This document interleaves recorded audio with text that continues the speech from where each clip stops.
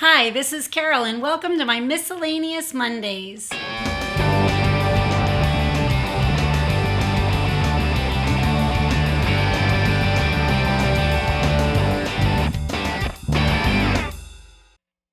First, I want to talk about poor hurting Hermione.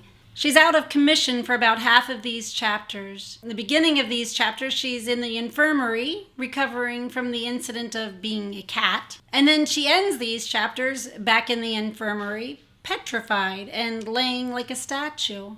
So after Harry hears the voices on the way to the Quidditch match, what is it that Hermione thinks she's just understood that has her racing back to the library? Ron assumes she's going back to do some research like Hermione likes to do. But then they find her with a mirror beside her. So what is the mirror? Next up, we have the discovery of the dubious diary and what it has to divulge. The diary is discovered because of a backed up toilet, which makes me think of something I've wanted to bring up at other times and never have. Poor faithful Filch. Faithful isn't a word that we would normally put with Filch. But think about it. This man has to keep up with all the messes that all of these kids and staff make at this school. I sure wouldn't want his job. I find the concept of this diary to be quite interesting. If you can write your thoughts down and have it be invisible to others and have it be accessible to you, but I wouldn't mind having a diary that I can write my thoughts down and then have them become invisible. And like Hermione, she's trying to figure out how to get the words to appear and trying different spells and magical tools on it. But I'm curious, if you write your thoughts down to have them actually disappear, not just become invisible, what's the point of the diary? Usually we write words down to convey a message or to remember something. But if the words totally disappear just after they're put into the book or into the diary, what is the point of that? Did Riddle have a way to make the words come back for himself if he wanted to? Is this just a trick for Harry? Was it just a way for Riddle to get his thoughts down and get it out of his mind? I'll be curious to see where this goes. I like the way Harry's drawn into the book and taken on a journey back in time.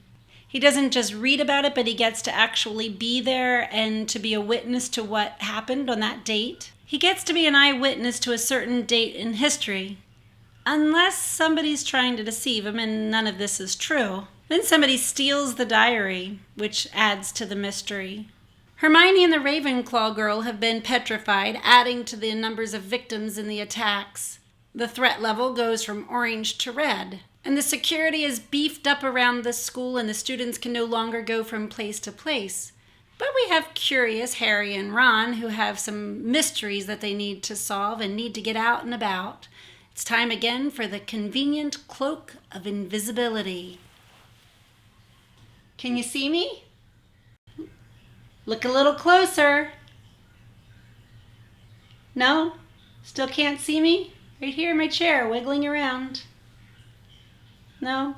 Well, join the masses at the school that can't see Harry and Ron as they're sneaking about the campus during this time of high alert. It's a pretty neat thing. The only thing that Harry inherited from his father, this invisibility cloak.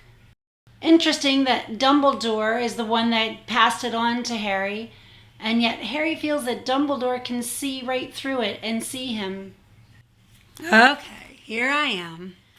The diary said that Hagrid was the one that had opened the Chamber of Secrets. Now Hermione's been petrified and Harry and Ron have to figure out what to do. So under the veil of invisibility, they sneak off to Hagrid's to ask some questions. Things don't work out quite the way they had planned. Visitors begin to arrive and Harry and Ron hide under the invisibility cloak. The first visitor is Dumbledore, who is then followed by Cornelius Fudge, who's come to take Hagrid away, and then Lucius Malfoy, who's coming to take Dumbledore away. Things are coming to a head. All of the adults that Harry feels safest around are being taken away. Dumbledore and Hagrid's parting words are loaded. This is Dumbledore. However, said Dumbledore, speaking very slowly and clearly so that none of them could miss a word, you will find that I will only truly have left this school when none here are loyal to me. You will also find that help will always be given at Hogwarts to those who ask for it. For a second, Harry was almost sure Dumbledore's eyes flickered toward the corner where he and Ron stood hidden. We've seen previously that Dumbledore prepares Harry for things that are to come, and I think that's what's happening here in this scene. And this is Hagrid's farewell. Hagrid stood his ground, took a deep breath, and said carefully, "If anyone wanted to find out some stuff, all they'd have to do would be to follow the spiders. They'd lead 'em right. That's all I'm saying." And of course he adds, "and someone'll have to feed Fang while I'm away." Which leads me into those spooky spiders. Okay, I like spiders. I don't really have an issue with spiders. Maybe crawling on me, I don't love them, but I think spiders are quite beautiful. But I have a problem with all of those spiders and the size of those spiders and the fact that they're picking up people and threatening to eat them. Fresh meat. Yum yum. I don't know how Hagrid knew that Harry was coming to question him about the spiders, but he leads Harry to the answer in a rather scary kind of way. But in this chapter we find out that the spider was not the creature that was unleashed from the Chamber of Secrets, and that whatever is in the Chamber of Secrets is something that's even scary to these giant spiders. Aragog, that had been Hagrid's pet spider, tells Harry, "The thing that lives in the castle is an ancient creature we spiders fear above all others." So I got to thinking, what do spiders fear? Well, they have to fear humans. We step on them, we spray them, we do all kinds of nasty things and take over their habitats. The newspaper, which humans use. But I don't think those are the ancient creatures. Of course, we have birds and lizards and toads and frogs. Those kind of things have been around for a long time.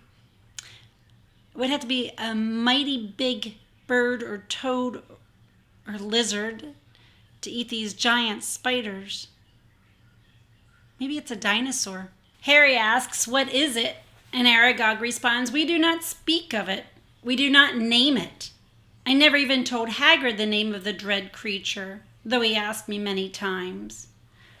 What is it with not naming the things that we're most afraid of, like the people not naming Voldemort because they fear him? I guess that's not uncommon for us as humans in general, not to name what it is that we are most afraid of.